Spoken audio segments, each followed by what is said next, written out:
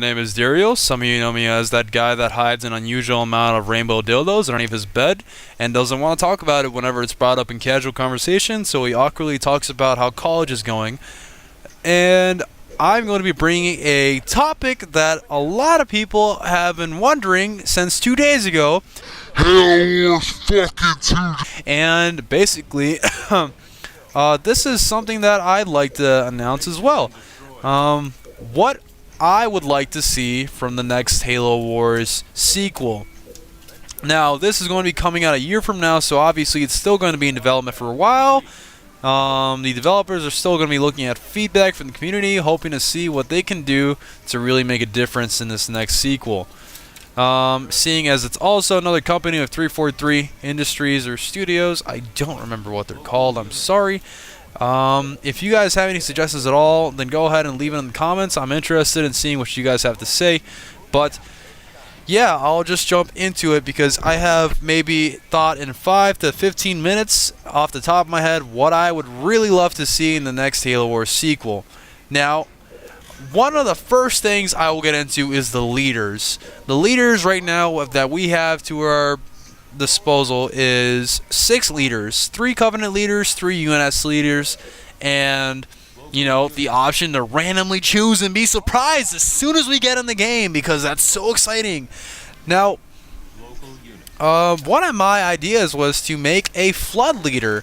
This has been in high demand, and to be honest, I really don't know how they're going to be able to do that, because if you were just looking at the units that they've created in the Halo Wars universe right now, and even look at the characters that you fought that are Flood units in Halo Wars 1, they really could not actually make a Flood army right away, let alone they'd also have to develop a way to make buildings and bases for Flood, which I'm sure they have the creative minds enough to do that, but they'd have to develop more kinds of units. They'd have to develop air units, anti-air units, anti-vehicle, vehicle units, more infantry that make a difference. They might have to have an effect where it takes over enemy units after killing them with infantry.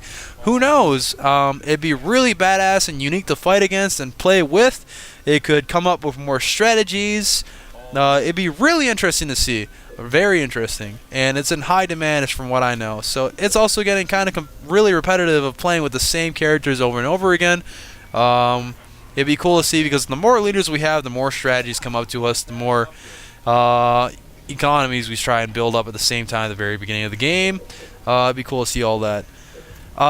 I know it might be a dumb thing to say this for Prometheans. People have brought that up, but I mean, we don't know when the timeline is going to be for this. And the sequel, since it is a sequel for Halo Wars 1, I mean, chances are it'll be not too long after where the first Halo Wars left off, and the Prometheans weren't really too involved with what was going on in that timeline of the Halo universe. So we may not be seeing the Prometheans, as badass as that would be, but it's totally fine because there's all their ideas. You can add the Heretic leader from Halo 2. You can add the Silver Elite captain from Halo 2, who was best buddies with the Arbiter in several cutscenes, and he ran around, had some cool silver armor, and had dual plasma rifles almost all the time.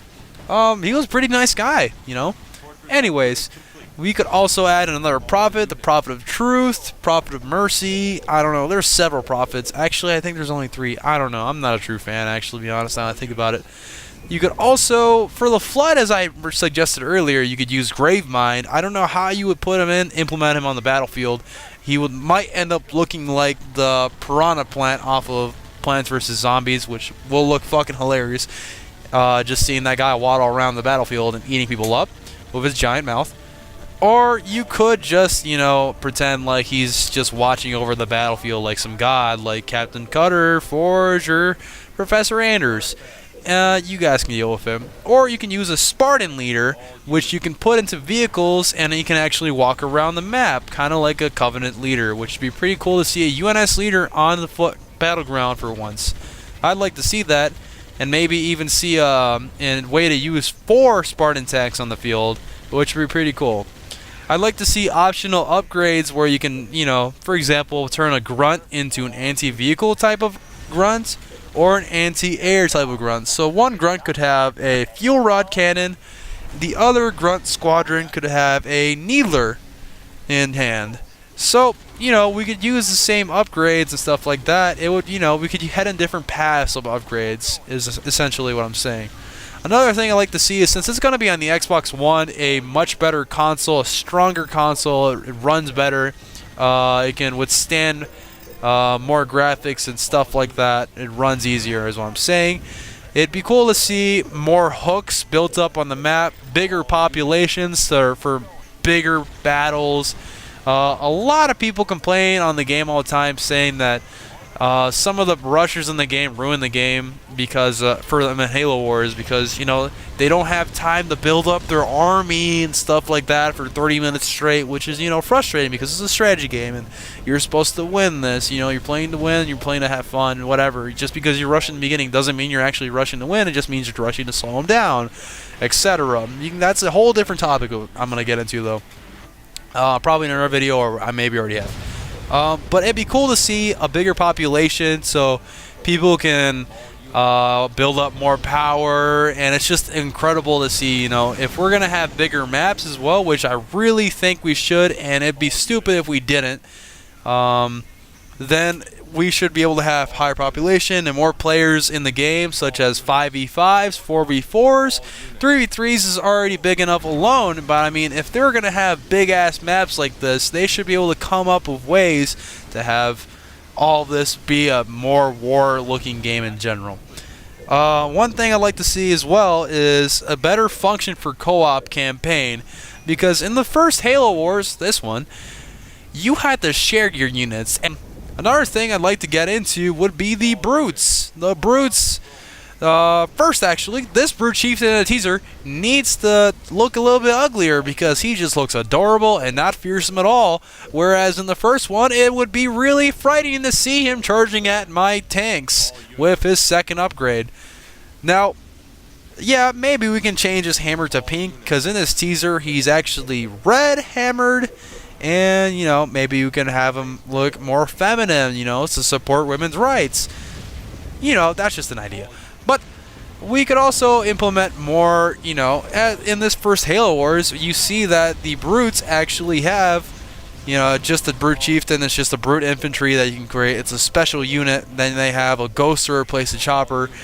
I find that it is not enough. If you're going to have a bunch of brutes start to be more active in the next Halo Wars 2, I think they should actually just completely redo that whole army and just make it brute everything. A few grunts here and there, but just take out all the elites. Make it feel like we're playing Halo 2 or something like that. It's just, it would be awesome to see just a brute compromised army with a brute chieftain as the leader. So it'd be cool to see more brute vehicles, a Prowler, a Spectre from Halo 2, more brute varieties, some brutes that are anti-air, brutes flying in the air units that we can see. There's also more Covenant units that we can actually see. I'd like to see as well that don't ever get used from the Halo universe. That'd be the anti-air Wraith. That'd be the Lich, which is the equivalent to Pelican. That'd be the Spirit, which we also saw in the Halo Wars campaign and was not used at all in the multiplayer, and I have no idea why. Maybe because they're trying to find that perfect balance that they would allow the UNSC to have an upper hand over the Covenant's transportation. I don't know, but I feel like they should find a way to implement and limit us at the same time, so where we can use whatever we want while not having too much of it. That way, we don't. That way, the Covenant pretty much doesn't kick the UNSC's ass all the time. Because I like the balance we have right now, but it'd be cool to customize it ourselves at the same time. More customization. That's another topic I want to get into. It'd be cool to edit our bases or be able to put in more skins. I noticed how if you pre-ordered the game, you'd get Flaming Warhogs or Race. It'd be cool to have, even if you have DLC, which, a lot of games are doing that lately. Have like a green Wraith or something like that, a shiny gold Wraith. I don't know. It'd be badass to see that shit in 1v1. I'd definitely purchase that. And also it'd be cool to upgrade bases, or put skins on bases is what I'm getting at. So the same thing for the units, the same thing for the bases. We can edit it to make it look more unique.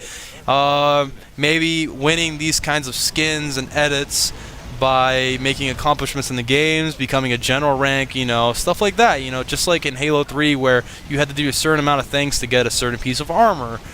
Another unit would be a Mammoth, which would be the Scarab equivalent.